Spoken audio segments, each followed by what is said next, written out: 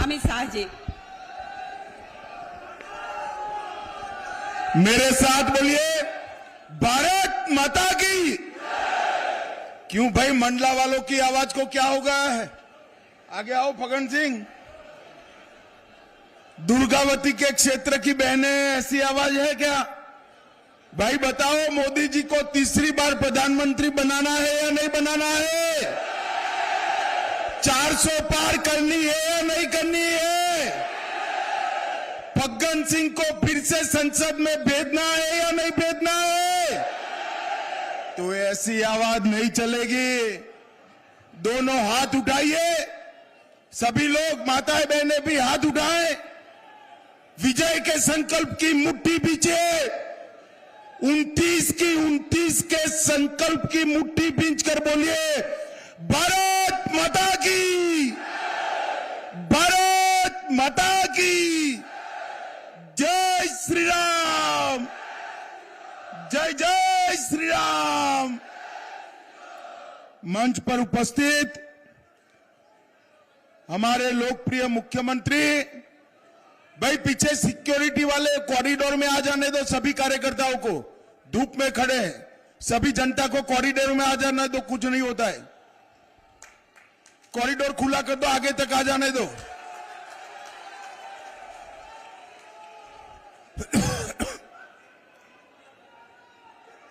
मोहन यादव जी मेरे मित्र और मध्य प्रदेश सरकार में मंत्री भाई कैलाश विजयवर्गीय जी, भाजपा के बड़े नेता सीनियर लीडर श्री प्रहलाद पटेल जी, बहन संपत्तिया उइके जी, बहन कविता पाटीदार जी, भीष्म द्विवेदी जी, आलोक दुबे जी, अवधराज बलैया जी और हमारे प्रभारी सतीश उपाध्याय जी। बस अब नारे मत लगाओ, सुनो भैया। और आज मंडला की इस वीर भूमि पर मंच भी छोटा पड़ जाए, पेंडोल भी छोटा पड़ जाए, इतनी बड़ी संख्या में आए हुए मेरे प्यारे भाइयों बहनों माताओं और मेरे जिगर के टुकड़े जैसे युवा मित्रों, आप सभी को नमस्कार।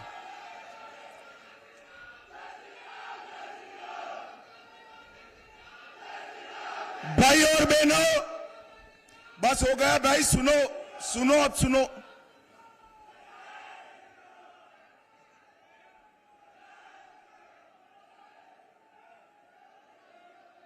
हो गया?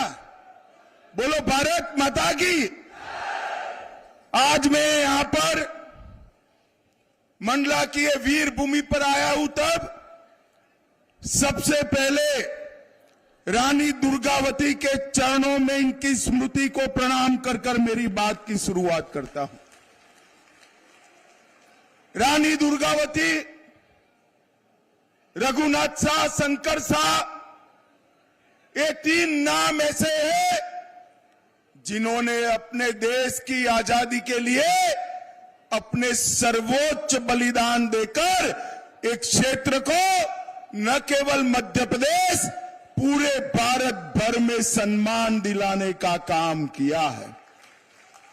मैं आज जब यहां आया हूं, तब भगवान बिरसा मुंडा को भी प्रणाम कर कर मेरी बात की शुरुआत करना चाहता हूं।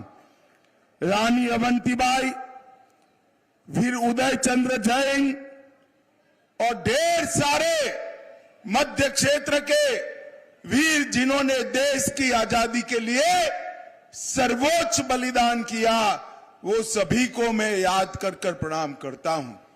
और अंत में हम सब के लिए यहां से लेकर मेरे गुजरात तक जो हमारे जीवन की जीवन रेखा है, ऐसी मां नर्मदा को भी प्रणाम कर कर मेरी बात की। मेरे साथ बोलिए हर हर नर्मदे। भाई और बहनों, आज जब मैं यहां आया हूं, तब आप सभी को मालूम है कि लोकसभा का चुनाव आया और इस लोकसभा के चुनाव में मंडला की जनता ने भी अपना जनप्रतिनिधि चुनकर भेजना है। दो खेमे लगे हैं। एक और मोदी जी के नेतृत्व में भारतीय जनता पार्टी की टीम बनी है और दूसरी ओर कांग्रेस के नेतृत्व में कांग्रेस के लोग हैं। मैं आज आपको पूछने आया हूं, ये जो घमंडिया गठबंधन है, इंडी अलायंस है, उनका एकमात्र मकसद अपने परिवारजनों को आगे बढ़ाने का है और नरेंद्र मोदी जी का एकमात्र लक्ष्य है गरीब, आदिवासी, दलित, पिछड़े समाज के हर व्यक्ति को आगे बढ़ाने का। एक और नरेंद्र मोदी जी है जिन्होंने करोड़ों गरीबों के लिए काम किया और दूसरी ओर अपने परिवार के लिए जीने वाले घमंडिया गठबंधन कांग्रेस पार्टी के लोग हैं। ये दोनों के बीच में आपने तय करना है। मोदी जी जब शासन पे आए, उन्होंने पहला भाषण किया था कि मेरी ये सरकार गरीबों की, दलितों की, आदिवासियों की, पिछड़ों की सरकार होगी। अखबारों ने लिखा, आते वक्त तो सब कहते हैं, क्या करते हैं वो देखते हैं। भाइयों और बहनों, 10 साल में भारत में 25 करोड़ गरीबों को गरीबी रेखा के बाहर निकालने का काम हमारे महान नेता नरेंद्र मोदी ने किया। भाइयों और बहनों, 95 लाख किसान, मैं सिर्फ मध्य प्रदेश की बात कर रहा हूं, 95 लाख किसानों को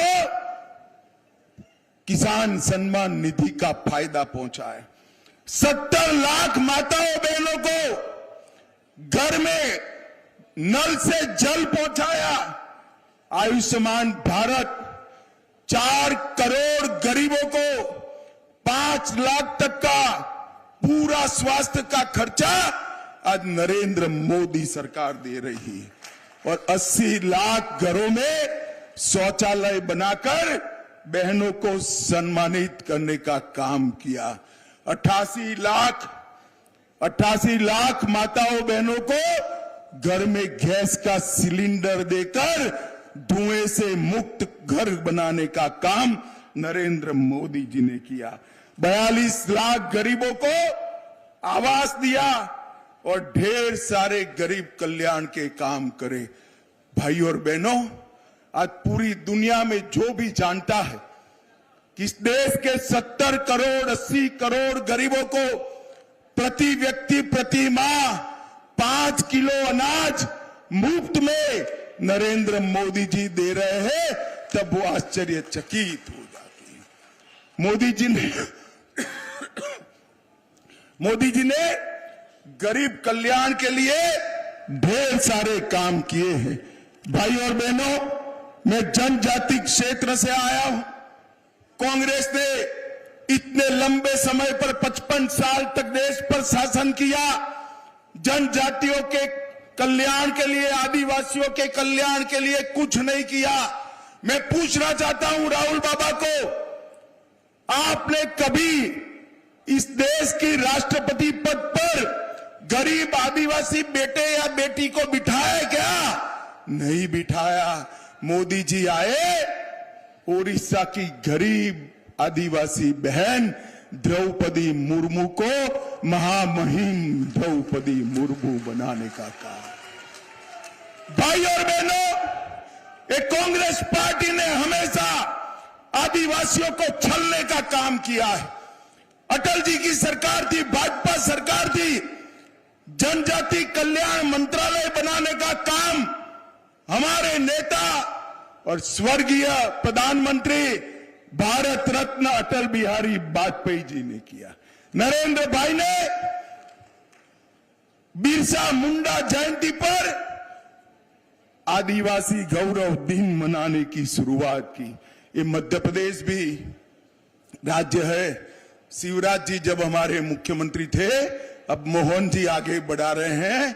हमने यहां पर पूरे देश में सबसे पहले पैसा एक्ट को जमीन पर उतारने की शुरुआत भारतीय जनता पार्टी ने की। सैकड़ों एकलव्य स्कूल 10 साल के अंदर बनाकर हमने आदिवासी बच्चों को उच्च शिक्षा तक पहुंचने का एक नींव डालने का काम भारतीय जनता पार्टी की सरकार ने किया। और डिस्ट्रिक्ट मिनरल फंड के माध्यम से मिनरल की एक निश्चित इनकम स्थानीय जिलों के विकास के लिए दी और लगभग 1 लाख करोड़ रुपया डिस्ट्रिक्ट मिनरल फंड का आज आदिवासी क्षेत्र के विकास के लिए चला है।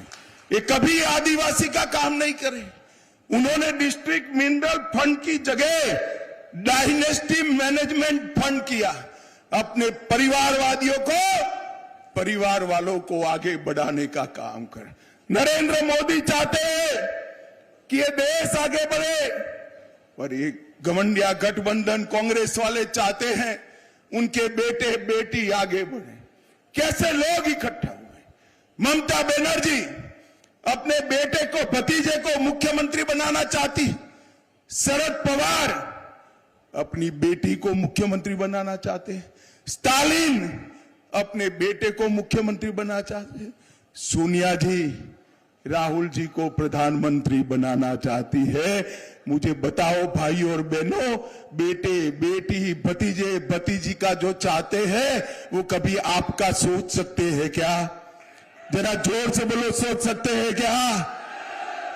गरीब का, इस देश के युवा का, किसान का और वंचित का अगर कोई सोच सकता है, महिला का कोई सोच सकता है, तो केवल और केवल नरेंद्र मोदी सोच सकते हैं। वो कोई लोग भाई और बहनों, भारतीय जनता पार्टी की सरकार सारे वादे पूरे कर कर आगे बढ़ रही है। ये 10 साल में मोदी जी ने हमारे देश के अर्थतंत्र को, मोदी जी ने 11वें नंबर से 5वें नंबर पर लाने का काम किया है। और मैं आपको आज मोदी जी की एक गारंटी कहने आया हूं। मोदी जी को तीसरी बार प्रधानमंत्री बना दो, संसार का तीसरे नंबर का अर्थतंत्र हमारा भारत बन जाएगा। भाई और बहनों, मुझे बताओ, अयोध्या में राम मंदिर बनना चाहिए था या नहीं बनना चाहिए था? जरा जोर से बोलो, बनना चाहिए था या नहीं बनना चाहिए था? 55 साल तक एक कांग्रेस पार्टी उसको लटकाती रही, अटकाती रही, भटकाती रही। मोदी जी को आपने प्रधानमंत्री बना दिया। एक ही 5 साल में केस भी जीता गया, भूमि पूजन भी हो गया और 22 जनवरी को रामलला का प्राण प्रतिष्ठा भी हो गया। भाई और बहनों, एक 500 साल के बाद 17 तारीख को ऐसी रामनवमी आएगी जब रामलला अपना बर्थडे अपने घर के अंदर मनाएंगे, टेंट में नहीं मनाएंगे। न केवल राम मंदिर, काशी विश्वनाथ कॉरिडोर बनाया, हमारा महाकाल कॉरिडोर बनाया, सोमनाथ का मंदिर सोने का बन रहा है, महाकाली के मंदिर की पुनर्स्थापना हुई। ढेर सारे अपमानित हमारे मान बिंदुओं को मोदी जी ने सम्मान देने का काम किया है। मित्रों, सम्मान देने का काम। मुझे बताओ भाई और बहनों, मंडला वालों, एक कांग्रेस वाले कहते हैं एमपी राजस्थान को कश्मीर से क्या लेन देन? मंडला वालों बताओ, कश्मीर हमारा है या नहीं है? जोर से बोलो, है या नहीं है? वो भारत का हिस्सा है या नहीं है? मोदी जी ने धारा 370 को 5 अगस्त 2019 को समाप्त कर कश्मीर को हमेशा के लिए भारत के साथ